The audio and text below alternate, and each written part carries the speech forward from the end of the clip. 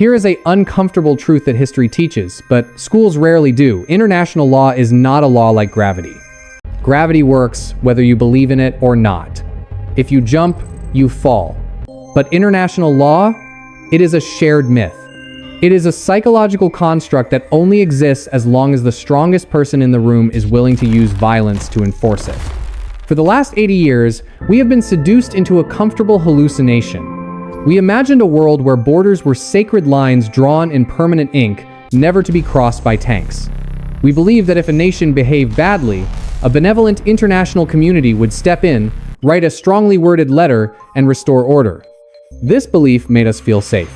It made us feel like civilization had finally evolved past the primitive urge for conquest. But today, I am going to show you that we have not been living in reality. We have been living in a historical bubble. And that bubble has just popped. Open your eyes. Look at the headlines of 2024 and 2025. Really look at them.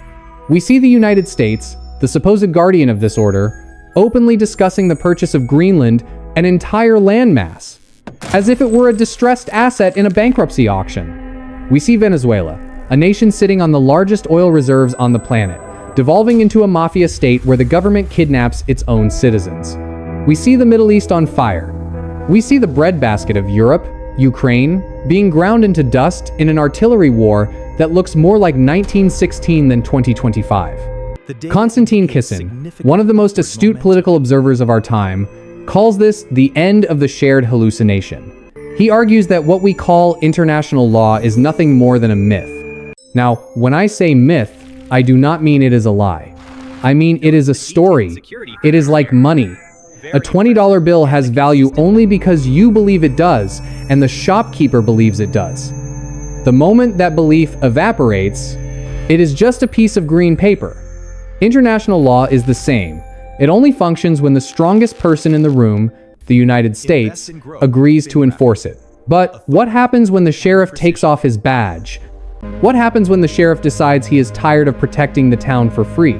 What happens when the sheriff realizes the townspeople are stealing from him? The illusion shatters. And when the illusion of law shatters, we do not enter a new utopia. We fall back into the default state of human history, the law of the jungle. The strong do what they can, and the weak suffer what they must.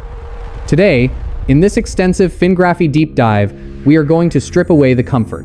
We are going to look at the cold, hard mechanics of why the West is collapsing. We are going to dissect the economic suicide of Europe. We are going to answer the terrifying question of why you need to have children in a world where robots will take all the jobs. And finally, we will hand you a roadmap, a survival guide for the multipolar world that is rising from the ashes of the American century. To understand why the West feels so weak, we cannot rely on feelings. We must look at the math. And the math, quite frankly, is terrifying. Let us look at 3 specific numbers that define the European predicament.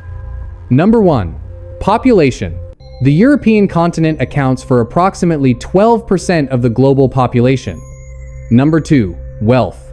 Europe generates roughly 25% of the global gross domestic product.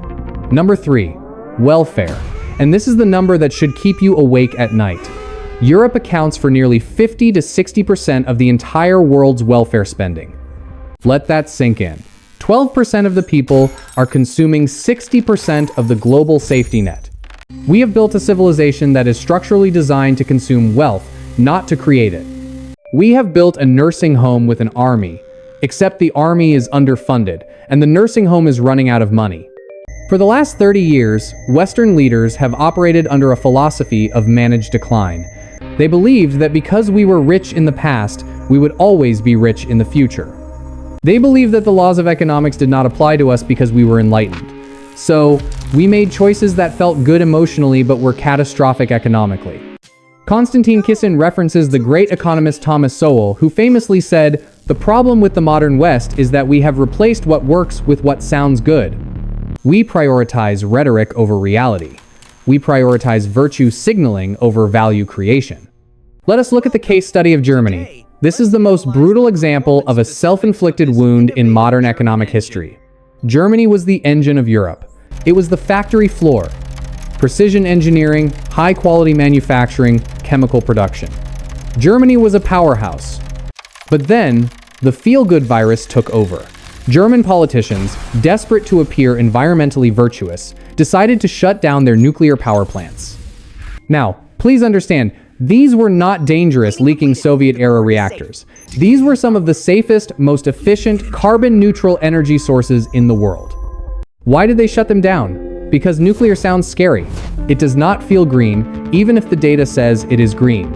It was an emotional decision, not a rational one. And what was the plan to replace that massive baseload power? Windmills? Solar panels in a country that is cloudy for half the year? No. The real plan was to hook the entire German economy onto a pipeline of cheap natural gas from Russia. Think about the strategic insanity of that move. Germany handed the remote control of its economy to Vladimir Putin. They said, "Here, you control our lights, you control our factories, we trust you." Why? Because they believed in the shared hallucination. They believed that, because they were nice, Putin would be nice. They projected their own values onto a man who plays by the rules of the jungle. And when the tanks rolled into Ukraine and the gas stopped flowing, the German model collapsed overnight. Energy prices tripled. Factories that had been operating for 100 years had to close their doors. BASF, the largest chemical producer in the world, began moving operations to China and America. This is deindustrialization. This is not a recession. It is an amputation. Germany cut off its own legs to show the world how virtuous it was. And now, as they burn dirty brown coal to keep the lights on, emitting far more carbon than the nuclear plants ever would have, the tragedy is complete.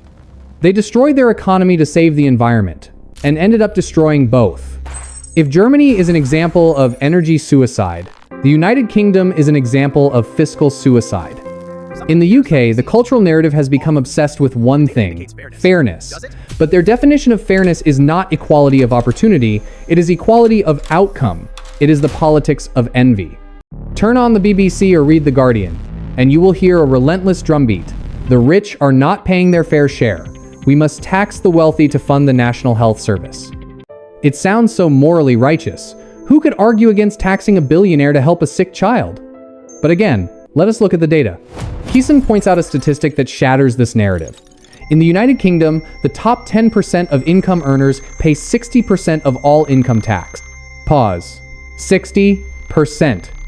The top 1%, the so-called villains of the story, pay nearly 30% of all income tax. The system is already incredibly progressive. The wealthy are effectively subsidizing the entire state. They are the golden geese laying the golden eggs that pay for the roads, the schools, and the hospitals. But the government, driven by populism and the need to sound good, keeps attacking the golden geese. They increase taxes, they add regulations, they demonize success. And here is the reality check. The golden geese have wings. They can fly. We are living in a globalized world. A hedge fund manager, a tech entrepreneur, or a specialized surgeon does not have to live in London. They can live in Dubai. They can live in Singapore. They can live in Miami. And when you make the environment hostile to them, they leave. This is called capital flight, and it is happening right now. Thousands of millionaires are leaving the UK and Europe every year, and when they leave, they do not just take their Ferraris. They take that 60% of tax revenue with them. They take the investment capital that would have started new businesses. They take the jobs they would have created. The result is a doom loop. The government loses revenue because the rich leave. So, to fill the hole in the budget, they raise taxes on the middle class. The middle class gets squeezed, the economy slows down, and the government loses even more revenue. It is a downward spiral into poverty. This is the price of prioritizing feelings over incentives. We want to feel like we are punishing the rich, but in reality, we are bankrupting the poor. But economic policy is just the surface. The rot goes deeper. It goes into the very biology of our civilization. We are facing a crisis that makes inflation look like a minor inconvenience. We are facing the collapse of the family, the collapse of birth rates, and the terrifying intersection of demographics and artificial intelligence. Many of you commented on our last video asking, if AI is taking over, why should I have kids? This is the most important question of the 21st century, and the answer is not what you think. The answer has nothing to do with economics, and everything to do with survival. To understand this, we have to peel back another layer of the onion. We have to look at the demographic death spiral and why the West is turning into a geriatric ward that is trying to fight a war. We have discussed the economic suicide of Europe, but now we must descend into the deeper layer of the crisis. This is the biological crisis, the crisis of life itself. In the comments section of our previous videos, and indeed across the entire internet, there is a fierce debate raging. It goes like this. Konstantin Kisin and other thinkers warn us that the West is dying because we are not having enough children. They point to the collapse of birth rates in South Korea, in Italy, in Japan, and increasingly in the United States. They call it a demographic winter. But then, the counter-argument comes screaming back. Why does it matter? Artificial intelligence is here. Robots are here. In 5 years, we will have humanoid robots that can build houses, care for the elderly, and run the factories. Why do we need billions of humans if AI can do the work? Should we not aim for a smaller, higher quality population? This logic sounds perfect. It sounds rational, but it is fatally flawed. It is a trap, and falling into this trap will cost the West its existence. Here is the resolution to the paradox. You must distinguish between the economy and the nation. Let us look at the economy first. Yes, AI is a deflationary force. It will drive the cost of intelligence to zero. It will drive the cost of manual labor effectively to zero. In a purely economic sense, we might not need as many human workers to produce the same amount of GDP. We are heading towards a world of abundance, where the struggle will not be production, but distribution. But a nation is not a corporation. A nation is a physical reality that exists in a hostile world. And in the world of geopolitics, population equals power. Imagine a country that has the most advanced AI in the world, the best robots, and infinite wealth.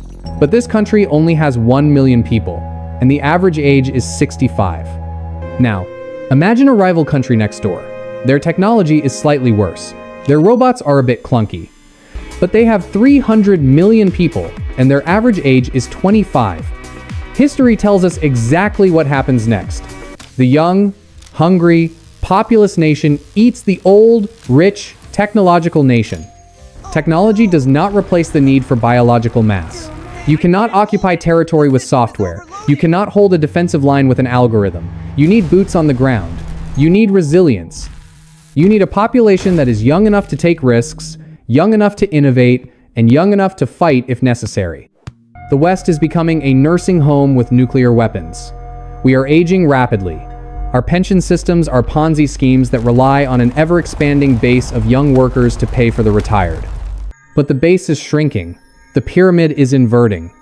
The solution that Western leaders have relied on for 30 years is migration. They said, "It does not matter if we do not have kids. We will import them from the developing world." This was a short-term fix with long-term consequences. First, it drains the developing world of its most ambitious talent, a form of neo-colonialism. Second, it creates massive social friction and fractures the cultural cohesion of the host nations. And third, and most importantly, it is a temporary patch. The birth rates in the developing world are crashing too. India is below replacement level in many states. South America is aging. The well of global labor is drying up. So, when Konstantin Kisin says have children, he is not telling you to breed employees for Amazon or Walmart. He is telling you that the only way to sustain the values of Western civilization, freedom of speech, democracy, individual rights, is to have a population of people who actually believe in those values and are alive to defend them. If we outsource our reproduction to the rest of the world, we eventually outsource our culture, our politics, and our future. AI can do your job, but AI cannot be your civilization.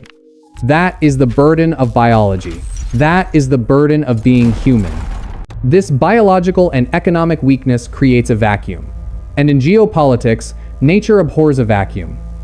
When the polite society of the West fails to deliver security and prosperity, the people turn to something else. They turn to the strongman. This brings us to the elephant in the room, Donald Trump. For the last 8 years, the mainstream media has analyzed Trump as a personality defect. They obsess over his tweets, his tan, his rallies, his insults. They treat him as an aberration, a glitch in the matrix. They think if they can just defeat him, the world will go back to normal, back to the way it was in 1999. They are wrong. Trump is not the cause of the chaos. Trump is the symptom of the reality. Konstantin Kisin argues that Trump represents the return of the real. The post-war order was a garden. It was a manicured, artificial space where we pretended that wolves did not exist. We pretended that if we were nice to China, China would become a democracy. We pretended that if we bought gas from Russia, Russia would become peaceful. But the garden walls are crumbling. The wolves are back. And in a world of wolves, you do not want a gardener as your leader. You want a hunter. When Trump speaks, he speaks the language of transactional realism. He looks at NATO, the military alliance that has protected Europe for 70 years, and he asks a simple, brutal question. Why are we paying for your defense when you hate us? He looks at trade deals and asks, why are we letting you sell your cars here with zero tax when you tax our cars at 20%? The diplomatic class gasps in horror. You cannot say that, they cry. That is not how it is done. But Trump and the movement he represents does not care about how it is done. They care about who is winning. This is why the accusations against him often fail to stick with his base. When the media says he violates the norms, the base hears. He is breaking the rules that were rigged against us. And Trump is not alone. Look around the world. The era of the technocrat, the boring, suit-wearing manager is dying. In India, you have Modi, unapologetic nationalist. In El Salvador, you have Bukele, a man who threw out the rulebook on human rights to crush the gangs and turned the murder capital of the world into the safest country in the Western Hemisphere in 2 years. In Argentina, you have Milei, a libertarian with a chainsaw who is dismantling the socialist state. What do all these men have in common? They are results-oriented. They are willing to break the polite consensus to achieve a specific outcome. The West is terrified of strongmen because we associate them with the dictators of the 20th century, and that fear is valid. But the alternative, weak leadership that presides over slow decline, is no longer acceptable to the voters. The people are screaming for competence. They are screaming for strength. And if the centrist establishment cannot provide strength, the people will look for it on the fringes. This shift in leadership style is happening because the world map itself is changing. We are witnessing the death of the unipolar moment. For 30 years, after the Soviet Union fell, America was the only game in town. The US Navy patrolled every ocean. The US dollar was the only currency that mattered. If you wanted to buy oil, you used dollars. If you wanted to sell wheat, you used dollars. America could print money, and the rest of the world would absorb the inflation. It was an exorbitant privilege. That era is over. We are now in the multipolar world. China is not just a factory anymore. It is a rival superpower with a navy that is, in sheer numbers of ships, larger than the American Navy. Russia has proven that it can survive the harshest economic sanctions in history and still wage a grinding industrial war. The global south, countries like Brazil, India, Saudi Arabia, South Africa, are no longer taking orders from Washington. They are playing both sides. They are joining BRICS. They are trading in yuan and rubles and rupees. Why does this matter to you, the individual listening to this? Because the standard of living in the West was subsidized by this American empire. Your cheap electronics? Subsidized by global supply chains secured by the US Navy. Your low interest rates? Subsidized by the global demand for the US dollar. As the world fractures into competing blocks, those subsidies go away. Things get more expensive, supply chains get broken, the world becomes less efficient and more dangerous. We are seeing the weaponization of everything. The dollar is a weapon. The SWIFT payment system is a weapon. The internet cables under the ocean are targets.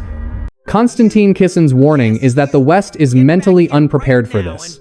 We are still acting like we are the teachers in a classroom, scolding the naughty students. We do not realize that the students have grown up, they have dropped out of our school, and they are building their own university down the street, and they have brought guns. We have to stop lecturing the world on morality and start competing with the world on capability. We have to stop worrying about microaggressions and start worrying about macroeconomics. We have to stop tearing down our own history and start building a future that is strong enough to survive the challenge from the East. The sobering reality is this: the West is not too big to fail. Rome fell. The British Empire ended. The Soviet Union collapsed. There is no law of physics that says the United States and Europe must remain on top forever. It takes work, it takes sacrifice, and above all, it takes a connection to reality. So, the diagnosis is grim. The economy is fragile, the population is aging, the world is fracturing, the leaders are polarizing. Is it hopeless? Is it time to buy a bunker and hide? Absolutely not. Chaos is a ladder. Disruption creates opportunity. The collapse of the old order means the slate is being wiped clean for those who are ready to write the new rules. In the final section of this deep dive, we are going to pivot from analysis to action. We are going to give you the specific, tactical steps you need to take to position yourself, your family, and your mindset for this new era. We will discuss the Soul Protocol for decision-making and the skills that will make you immune to the AI revolution. Prepare yourself. The most important part is coming next. We have looked into the abyss. We have seen the crumbling of the European economic model, the collapse of birth rates, and the rise of a ruthless multipolar world. It is heavy, it is frightening, but fear without action is paralysis, and we cannot afford to be paralyzed. So, let us pivot. Let us talk about you. If the West is declining, if the state can no longer guarantee your safety or your pension, how do you engineer a life that is anti-fragile? How do you build a fortress that stands tall even when the ground is shaking? Here is your tactical blueprint for the new era. Strategy number 1, the financial barbell. The old advice was, put your money in a 60-40 portfolio and wait. That works in a stable world. In a chaotic world, inflation eats bonds and volatility crushes stocks. You need to adopt the barbell strategy. On one side, you need extreme safety. This means hard assets, things that cannot be printed by a central bank. Gold, land, real estate, in a jurisdiction that respects property rights. On the other side, you need extreme growth. You need to invest in yourself, in your business, in high-risk, high-reward ventures that leverage the chaos. Do not be in the middle. The middle is where the inflation happens. The middle is where the average gets slaughtered. Strategy number 2, skill arbitrage, humanity as a premium. We talked about AI taking jobs. AI will take every job that involves processing information. If your job is to sit at a computer and rearrange data, you are in danger. But AI cannot do 3 things effectively. It cannot lead humans through fear. It cannot negotiate complex deals in person. It cannot perform high-dexterity physical work in unpredictable environments. So, pivot your career. Stop trying to compete with the machine on IQ. Start competing on EQ, emotional intelligence, and AQ, adaptability quotient. Learn sales. Learn public speaking. Learn how to manage a team of people. In a world of cold algorithms, warm human connection becomes a luxury product. Be the provider of that luxury. Strategy number 3, build your tribe. The state is withdrawing. The police are underfunded. The hospitals are full. When the macro systems fail, the microsystems must take over. You need a network. Not a LinkedIn network of strangers, but a real-world network of people you trust with your life. Do you know your neighbors? Do you have friends who are doctors, mechanics, electricians, ex-military?